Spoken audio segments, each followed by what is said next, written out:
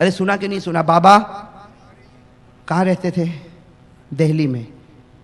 पूरा नाम है बाबा फरीदुद्दीन गंज शकर।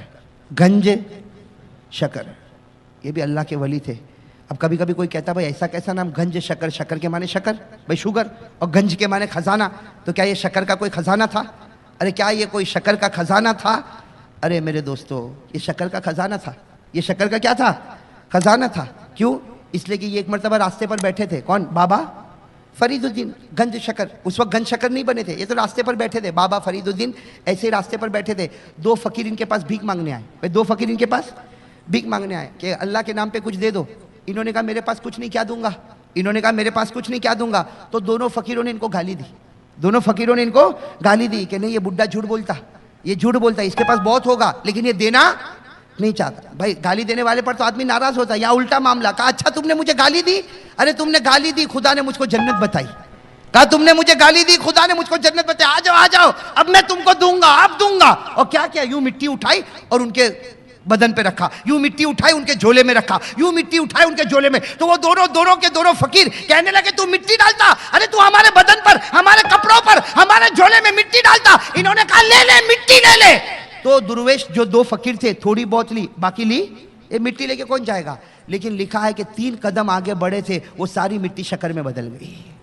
वो सारी मिट्टी फिर आए, कहा कि नहीं और मिट्टी दो। बाबा फरीदुद्दीन ने कहा वो वक्त चला गया। भाई वो वक्त, तब से उनका नाम हो गया गंज शकर, यानी शक्कर का खजाना। कौन? बाबा। खैर अब मेरे दोस्तों, ये आखिरी बात, आप लोग भी थके मैं भी थका, आखिरी बात सुन लो मेरे दोस्तों। बाबा फरीदुद्दीन गंज शकर रहमतुल्लाह अलैह, इनके बारे में अगर आप पढ़ोगे, पढ़ना, बल्कि मैं तो कहता हूँ पढ़ना, आप पढ़ोगे तो आपको एक अजीब व गरीब करामत मालूम होगी कि बाबा फरीदुद्दीन गंज शकर रहमतुल्लाह अलैह की जवानी। भाई बाबा, साथ में कहो। भाई थक गए आप लोग? थक गए भाई? थके नहीं ना? सुनने वाले हो तो हाथ ऊपर करो, मुझे भी यकीन हो जाए। सुने भाई, सुनेंगे ना माशाअल्लाह? हाँ जरा तवज्जो के साथ सुनना। कौन बाबा? हाँ, हजरत बाबा फरीदुद्दीन गंज शकर रहमतुल्लाह अलैह का जब जवानी का जमाना था, और अल्लाह वलियों को करामत देता है। अरे देता कि नहीं देता? इनकी करामत आप देखोगे तो अक्ल हैरान हो जाएगी। दिल्ली में, दिल्ली का वाकया लिखा है। बाबा फरीदुद्दीन गंज शकर दिल्ली के रहने वाले। लिखा है कि इनकी करामत ऐसी थी, जिस गली से ये अल्लाह का वली गुजरता था, जो इनको देखता था कलमा पढ़ लेता था। जो इनको देखता था, सिर्फ देखता था, वो कलमा पढ़। अब भाई उस जमाने में दिल्ली में शोर मच गया कि ये कैसा अल्लाह का वली, ये कैसा अल्लाह, ये कुछ बोलता नहीं, ये कुछ बोलता नहीं। भाई दावत तबलीग करने वाला कुछ तो बोलता है, ये कुछ नहीं बोलता। ये एक गली से गुजरता है, गली के किनारे पहुंचता है, जो इसको देखता है कलमा। बात गई दिल्ली के कोर्ट में। बात कहां पहुंची? दिल्ली के कोर्ट में। कहा कोर्ट में हाजिर करो। भाई कोर्ट में हाजिर करो, और जज बैठा हुआ है। जज बैठा हुआ और वकील कहता है कि इसकी शिकायत यह है कि जो इसका चेहरा देखता है कलमा। पर जज ने यूं देखा, भाई जज ने देखा भाई मुजरिम कौन है, जरा सामने तो आवे। बाबा फरीदुद्दीन ने जज को देखा, जज ने बाबा फरीदुद्दीन को देखा। जैसे फरीदुद्दीन की नजर पड़ी, जज अपनी कुर्सी पर कहता है ला इलाहा इल्लल्लाह मुहम्मदुर रसूलुल्लाह। मेरे दोस्तों, जब करामत होगी तो जज भी तो उस करामत के नीचे ही होगा ना? अरे होगा कि नहीं?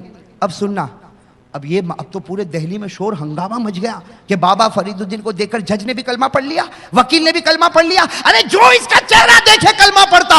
अब बाबा फरीदुद्दीन अपने घर में आ रहे, भाई घर तो वही झोपड़ा है। बाबा फरीदुद्दीन अपने घर में आ रहे, बेचारी बूढ़ी अम्मा, बेवा माँ, वो कहती बेटा बहुत देर के बाद आया, चल मैं दस्तरखान बिछा दूं। अरे माँ तो माँ होती है, माँ ने दस्तरखान बिछा दिया। बाबा फरीदुद्दीन सामने बैठ गए, जवानी का आलम है, सामने माँ बैठी है, बेवा औरत है। माँ ने दस्तरखान बिछाया और दाल रोटी रख दिया। बाबा फरीदुद्दीन माँ के साथ क्या कर रहे? खाना। अरे कहो ना खाना। खाते खाते क्या बोल रहे? बेटे थे ना और जवान थे। कहा अम्मा कुछ मालूम है बाहर मेरे बारे में क्या बातें हो रही? अम्मा कुछ मालूम है बाहर मेरे बारे में क्या बातें हो रही? वो माँ ने कहा बेटा मैं घर में झोपड़े में रहने वाली, पर्दा करने वाली औरत, मुझे क्या मालूम बेटा बाहर क्या होता। कहा अम्मा जरा बाहर तो निकल, आज तेरे बेटे की ये शान है, ये फरीदुद्दीन तेरा बेटा, उसकी ये शान है कि वो जिस गली से गुजरता है, जो चेहरा देखता है कलमा पढ़ के मोमिन हो जाता है। माँ ने क्या कहा? माँ तो माँ होती है, बेटा चाहे कितना ही बड़ा बन जावे। माँ ने क्या कहा? फरीदुद्दीन ये तेरा कमाल नहीं, ये तेरी माँ का कमाल है।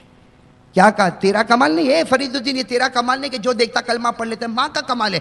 तो बाबा फरीदुद्दीन जवान थे, कहने लगे अरे अम्मा तेरा क्या कमाल, तू घर की चार दीवारी में रहने वाली, झोपड़े में रहने वाली, तेरा क्या कमाल, मैं बाहर जाता हूं और जो मुझे देखता है कलमा पढ़ता। माँ ने कहा बेटा सुन, पहले बात सुन, देखो अब सुनना। माँ ने क्या कहा? कुछ राज की बातें हैं, खोलूं? कुछ राज की बातें बेटे तेरे सामने खोलूं? बाबा फरीदुद्दीन ने कहा अम्मा बता।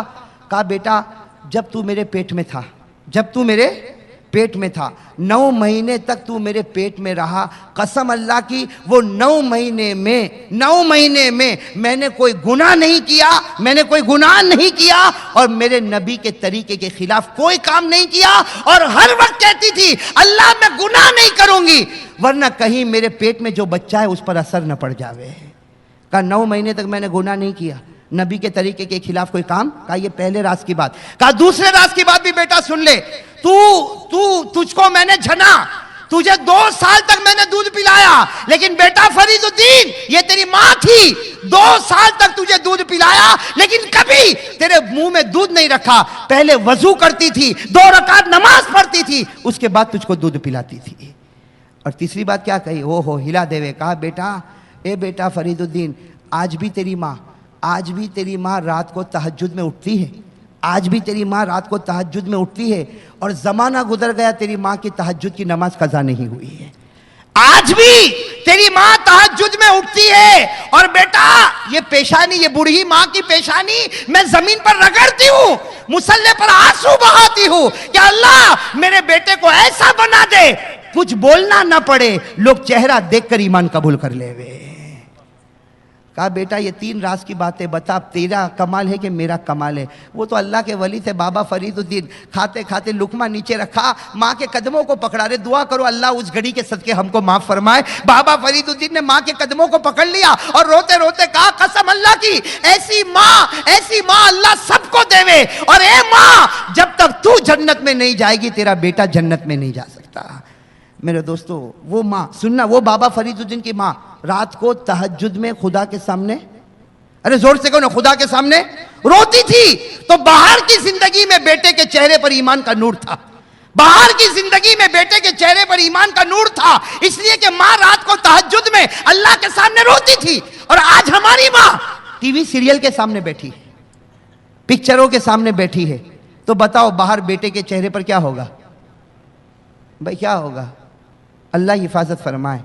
इसलिए मेरे बड़ों, मैं हर घर के बड़े को कहना चाहता हूँ, पूरे अदब के साथ कहना चाहता हूँ कि मेरे दोस्तों इरादा करो, नबी का दामन हाथ से कभी जाने नहीं देंगे इंशाअल्लाह।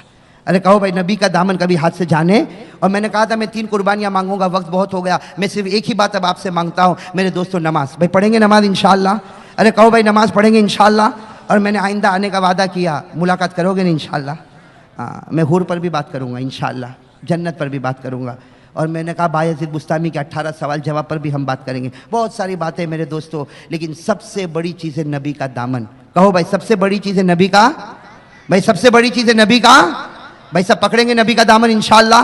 हाँ तो चलो भाई, नबी का दामन का पहला सबक, नबी के दामन को पकड़ने का पहला सबक, हाथ ऊपर करो, मैं भी करता हूँ, हम साथ में सबक याद करें। कह दो इंशाअल्लाह, जोर से इंशाअल्लाह, और जोर से इंशाअल्लाह।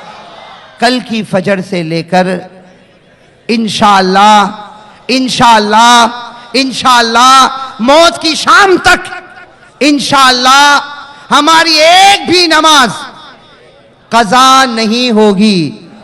जोर से, कज़ा नहीं होगी।